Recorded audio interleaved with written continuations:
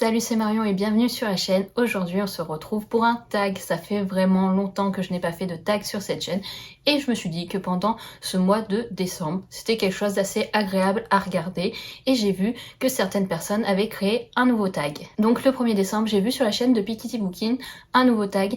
Elle l'a créé avec Laura de la chaîne Laura's Reading et comme je l'ai trouvé vraiment bien fait, je me suis dit pourquoi pas répondre à ces questions sur la chaîne. Ce tag a 12 questions, 6 questions posées par Stéphanie, 6 questions posées par Laura. Je me suis munie de mon carnet afin de pouvoir lire les questions et on commence avec la première question. Quel livre aimeriez-vous voir sous le sapin? Alors là c'est vraiment facile, j'ai eu genre aucune hésitation, je veux lire la suite de Skyward de Brandon Sanderson. Le 3e tome est sorti fin novembre, j'ai trop hâte de finir cette trilogie parce qu'il me semble bien que c'est une trilogie. Mais j'adore Skyward, c'était mon premier roman de l'auteur. Après j'ai enchaîné avec d'autres romans de l'auteur en fantasy, mais ça c'est vraiment... de la science-fiction assez excellente pour moi. En même temps, j'en lis pas souvent. Donc j'espère que le Père Noël va me l'apporter. Deuxième question. Quel livre offririez-vous à un proche à Noël? Alors là, sans aucune hésitation non plus, je vais dire L'Assassin Royal de Robin Hobb, ou alors Les Aventuriers de la mer de Robin Hobb, ou Les Anciens de Robin Hobb, enfin un livre de Robin Hobb. Depuis que j'ai lu cette saga, je suis trop fan. D'ailleurs, je l'ai offert à une de mes amies, Salomé. Salomé, tu l'as pas encore lu, il faut que tu lises ce livre. Troisième question. Le livre qui te donne froid. Alors j'ai pris la question comme le livre qui te donne froid par rapport à sa couverture, parce que je lis pas beaucoup de thrillers, donc on me donne pas genre froid dans le dos.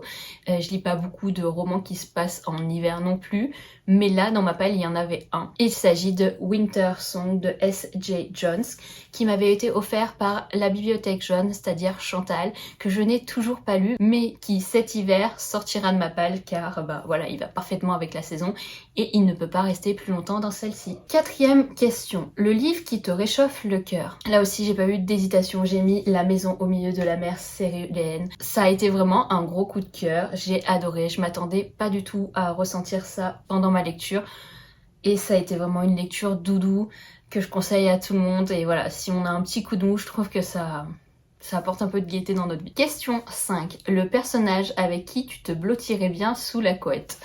Là aussi, j'ai pas hésité une seule seconde et j'ai dit Rysand, forcément. Donc je vous montre le premier tome de A Court of Thorns and Roses de Sarah J. Maas. Même si on voit pas trop Rysand dans ce premier tome, livre qui est juste au passage magnifique dans sa version collector.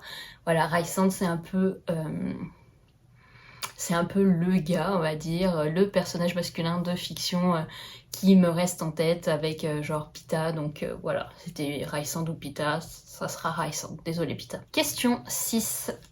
Les personnages que tu inviterais à Noël ou au jour de l'an. Je suis pas du genre à trop fêter le jour de l'an, j'ai jamais trop aimé ça, mais Noël, j'aime plutôt être rassemblée autour d'un bon repas avec des amis, la famille, alors j'ai choisi Gardien des Cités Perdues. Voilà, j'aimerais être réunie avec tous ces personnages de Gardien des Cités Perdues, avec Sophie, Keith, Fitz, avec leurs parents, avec leurs amis. Ils ont vraiment une ambiance assez soudée entre eux et je pense qu'on pourrait bien rigoler ensemble autour d'un repas. Et voilà, ça serait une vraiment bonne ambiance. Il y aurait quand même des adultes, des plus jeunes, parce qu'ils sont encore quand même jeunes dans Gardien des Cités Perdues. Mais voilà, vraiment, je me vois bien avec une grande table et tous ces personnages autour. 7. Pull de Noël ringard, couverture ringarde. Alors j'ai fait le tour de ma bibliothèque en me disant quelles pouvaient être pour moi les couvertures ringardes. Je me serais tournée plus vers le New Adult parce que souvent ils représentent des hommes torse nu, etc. Et je trouve qu'au bout d'un moment ça devient un peu ringard. Mais j'en ai pas trouvé, le seul que j'ai c'est Marked Men de Jay Cronover et je trouve pas la couverture trop ringarde malgré le fait que ça soit un homme torse nu, mais il est plein de tatouages et ça va avec le livre. Dans chaque tome, on focus sur un gars en particulier, ils sont tous dans le tatouage, ils ont tous des tatouages, et je trouve pas que ça soit trop genre vulgaire ou on a pas juste mis un homme torse nu pour le fait de voir un gars comme ça, dénudé, on va dire, entre guillemets. Donc je trouve pas ça trop ringard, mais dans les autres couvertures nu adultes, des fois ça va trop loin. Des fois c'est vraiment, je trouve, vraiment moche. Question 8. Dans quel livre vous aimeriez passer Noël? Là par contre j'ai réfléchi parce que je me dis, je lis quasiment que de la SFFF Il y a rarement des endroits assez, on va dire, chaleureux pour avoir envie de passer Noël. Donc, je suis allée voir du côté de la romance et je me suis dit, oui, là, j'ai envie de passer Noël. Et j'ai envie de passer Noël dans Bridgerton parce que Bridgerton, c'est des fêtes, c'est des repas, c'est des belles robes, c'est une ambiance. Alors forcément, à Noël, ça doit être encore plus spectaculaire que les autres moments de l'année. Que demander de plus que de passer Noël avec les Bridgerton, franchement. Toute une famille comme ça aussi, unie, des balles, de la fête, etc. Franchement, je pense que c'est parfait. Question 9. Quel livre de Noël tu aimerais voir adapté en film ou série télé? Là, le problème, c'est que je lis quasiment pas de livres de Noël. Je sais pas, j'adore l'ambiance de Noël, mais je suis pas trop fan des livres de Noël que j'ai pu lire.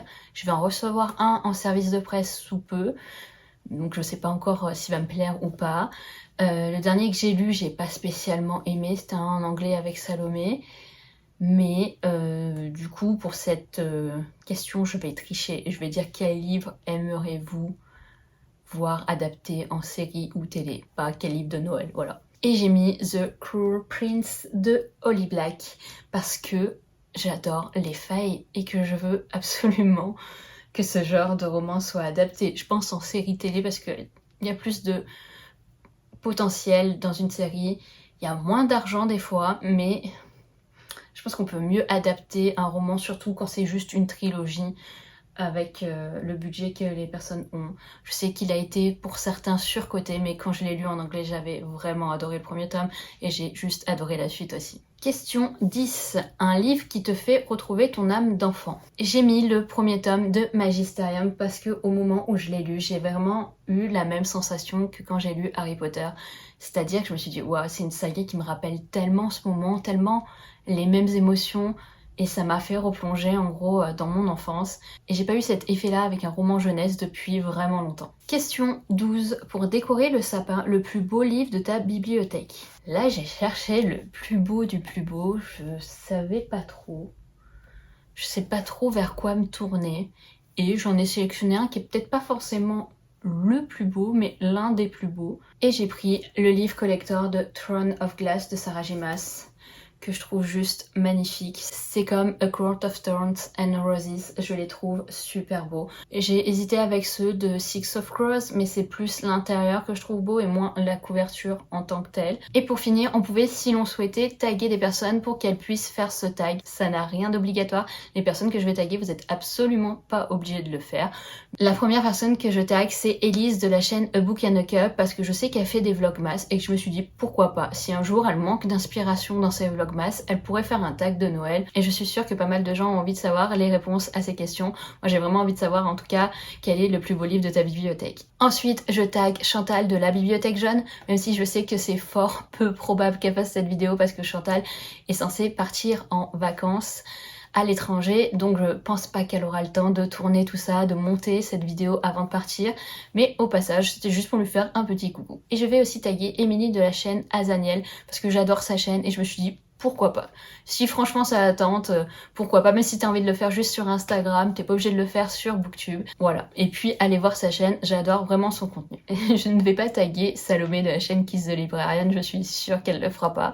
Mais voilà, on sait jamais, je la mets quand même aussi. Salomé, si tu passes et que t'as vraiment envie de faire un tag, lance-toi. Voilà, cette vidéo est terminée, j'espère qu'elle vous aura plu. Nous on se retrouve la semaine prochaine pour une nouvelle vidéo. Comme vous le voyez, ça fait 2 semaines de vidéos. Je suis vraiment de retour. Bye!